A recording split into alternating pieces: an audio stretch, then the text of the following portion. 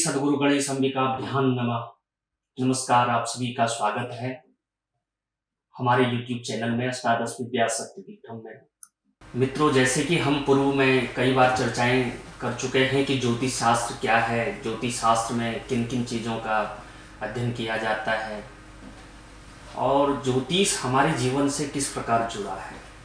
इन सभी बातों को क्या ज्योतिष सिर्फ हमारे भविष्य को ही बता सकता है या हमारे भविष्य अतीत के बारे में ही बता सकता है या अन्य हमारे जीवन से भी इसका कुछ संबंध है। आज हम ऐसे ही कुछ चर्चा करने वाले हैं इन सभी विषयों पे। आप सभी का स्वागत है। इस वीडियो को आप संपूर्ण रूप से देखने के लिए हमारे YouTube चैनल को सब्सक्राइब कर सकते हैं। अष्टादश विद्या शक्तिपीठ नाम से है और हमारे सोशल मीडिया के अन्य फेसबुक पेज और इंस्टा पे भी आप ये देख सकते हैं। तो आज हम इस विषय पे चर्चा करेंगे। मित्रों, ज्योतिष शास्त्र केवल ग्रह नक्षत्र आदि का अध्ययन मात्र ही नहीं, बल्कि यह संश्लिष्ट रूप से अतीत और वर्तमान से जुड़ा हुआ है। वो कैसे? आप देखते हैं कि ज्योतिष केवल ग्रह नक्षत्र की विद्या ही नहीं है, बल्कि यह जीव और प्रकृति के अलग अलग आयामों को जानने की भी एक विधा है। आज का मॉडर्न साइंस भी इसको स्वीकार करने लगा है कि ग्रह नक्षत्र आदि से मनुष्य के जीवन में निश्चित रूप से इनका प्रभाव पड़ता है, परंतु व्यक्तिगत रूप से कोई मनुष्य कितना प्रभावित हो सकता है, इस संबंध में अभी वैज्ञानिक मान्यता प्रकट नहीं हुई। ज्योतिषीय तो अनेक मान्यताएं थी, ज्योतिष इस संबंध में अवश्य उत्तर देता है, परंतु मनुष्यों पर ग्रह आदि के प्रभाव के संबंध में यह बात ध्यान में रखनी चाहिए कि ग्रह नक्षत्र आदि सौर पिंड मनुष्य के जीवन के शुभाशुभ फलादेशों के केवल नियामक ही नहीं है, परंतु सूचक भी है। Planet indicate and impel in the future happening they do not compel it.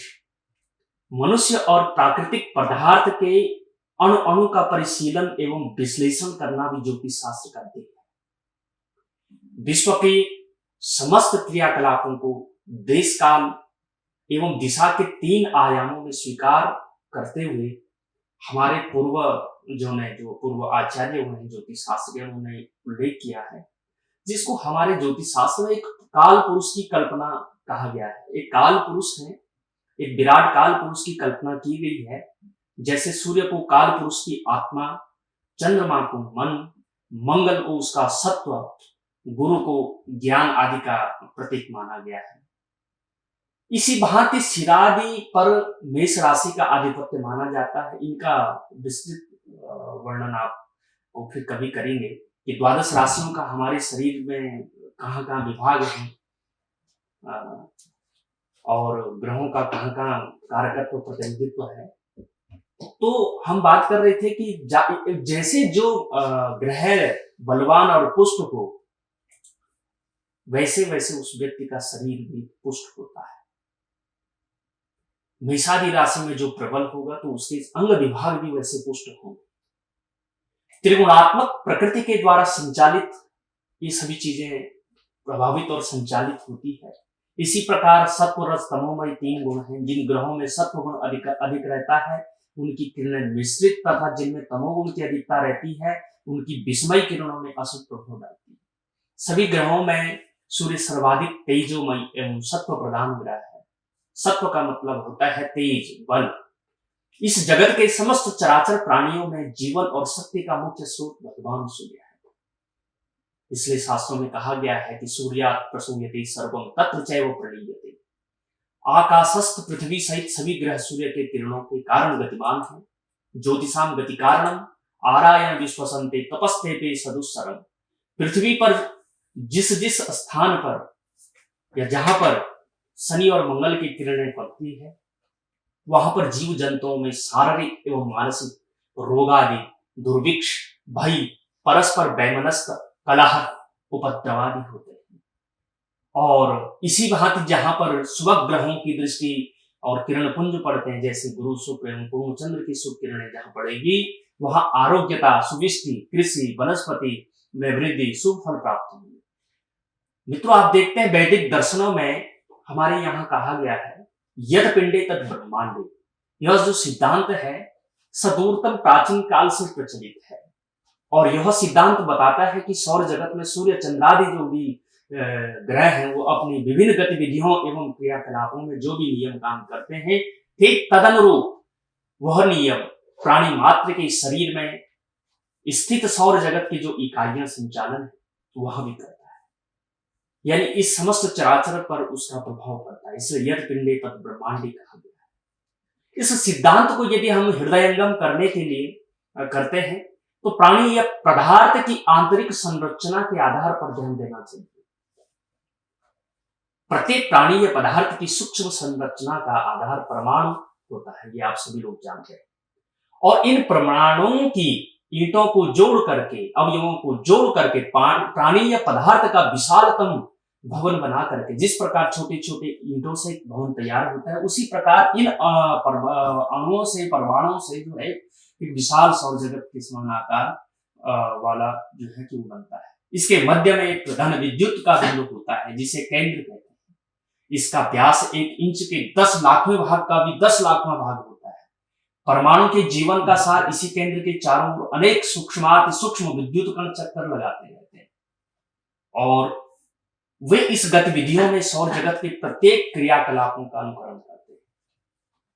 इस प्रकार के जो ये प्रक्रिया है अनंत परमाणुओं का, जिन्हें शरीर विज्ञान की भाषा में कोशिकाओं यानी सेल्स कहते हैं, और इनका समाहार एकत्रित स्वरूप हमारा ये पंचमहाभौतिक शरीर बनता है।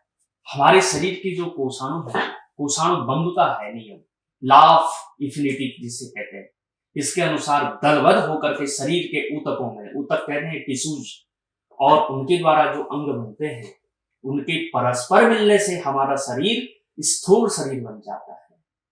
इस प्रकार का जब हमारा शरीर एवं शरीर के अवयव उनकी कोशिकाओं से बने हैं और सौर जगत के क्रियाकलापों का अनुकरण करते हैं, तो यह अनायास ही समझ में आता है कि इन कोशिकाओं द्वारा बना हमारा शरीर भी सौर जगत की गतिविधियों का अनुकरण करता है।